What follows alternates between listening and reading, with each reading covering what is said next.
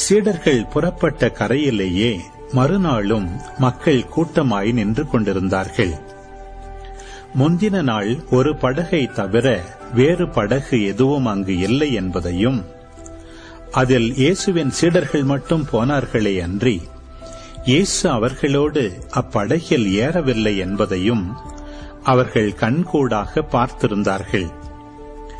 அப்போது ஆண்டவர் கடவுளுக்கு நன்றி செலுத்தி கொடுத்த உணவை மக்கள் உண்ட இடத்திற்கு அருகில் திபேரியாவிலிருந்து படகுகள் வந்து சேர்ந்தன.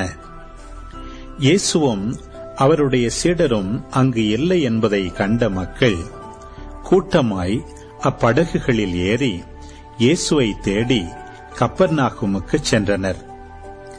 அங்கு கடற்கரையில் அவர்கள் அவரை கண்டு, ரபி, எப்போது இங்கு வந்தீர் என்று கேட்டார்கள்.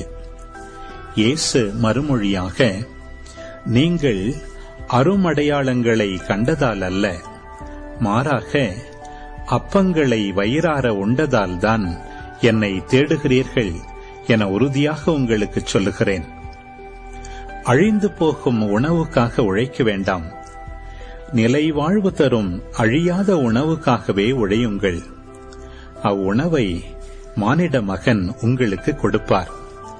ஏனெனில் தந்தையாகிய கடவுள் அவருக்கே தம் அதிகாரத்தை அளித்துள்ளார் என்றார்.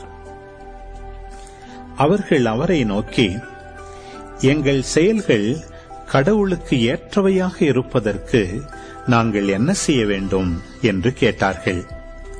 இயேசு அவர்களை பார்த்து, கடவுள் அனுப்பியவரை நம்புவதே கடவுளுக்கேற்ற செயல் என்றார்.